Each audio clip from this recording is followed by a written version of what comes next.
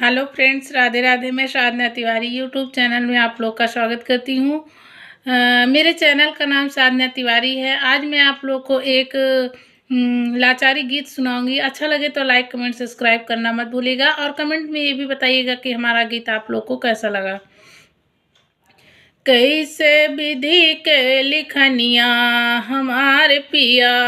कैसे विधि के लिखनिया हमारे पिया, भरते डोम घर पनिया हमारे पिया, भरते डोम घर पनिया हमारे पिया, संगवा में तारा यो रोहित ललनवा, संगवा में तारा यो रोहित ललनवा, जौन काल झूलत रहे सुख के पलनवा, जौन काल झूलत रहे सुख के पलनवा, बिक गए काशी नगरिया हमारे पिया, बिक गए काशी नगरिया हमारे पिया, कैसे विधि के लिखनिया हमारे पिया, कैसे विधि के लिखनिया हमारे पिया, फुलवा तोड़न गए प्यारे ललनवा, फुलवा तोड़न गए प्यारे ललनवा, मालिनी छोकरिया के ना माने कहनवा, मालिनी छोकरिया के ना माने कहनवा,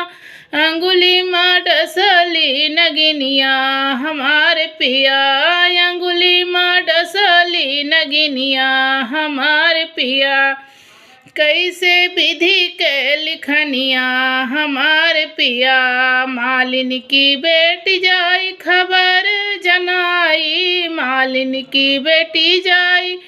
खबर जनाई, दौड़ी दौड़ी मुँह पे तारा रानी आई, कैसी करथी रुदनिया हमार पिया, कैसे करथी रुदनवा हमार पिया, कैसे विधि के लिखनिया हमार पिया,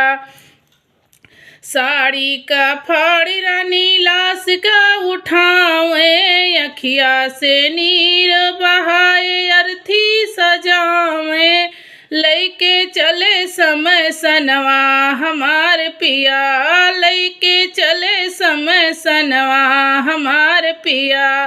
कैसे विधि के लिखनिया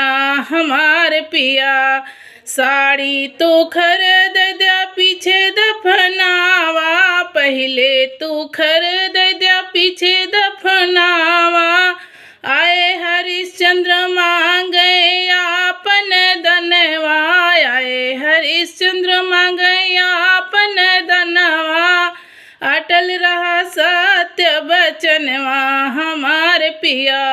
अटल रहा सत्य बचनवा हमारे पिया, कैसे विधि के लिखनिया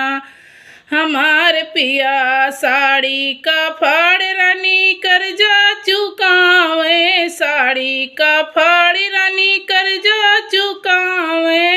आधी के आधी में ललन दफनावे, प्रगट भये चक्रधारी हमारे पिया,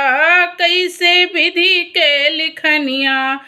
हमारे पिया, लैला तू पुत्र राजा लैला तू रानी, लैला तू पुत्र राजा लैला तू रानी,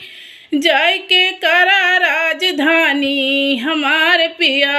जय के करा राजधानी हमारे पिया, कैसे विधि के लिखनिया हमारे पिया, भरते डोम घर पनिया हमारे पिया।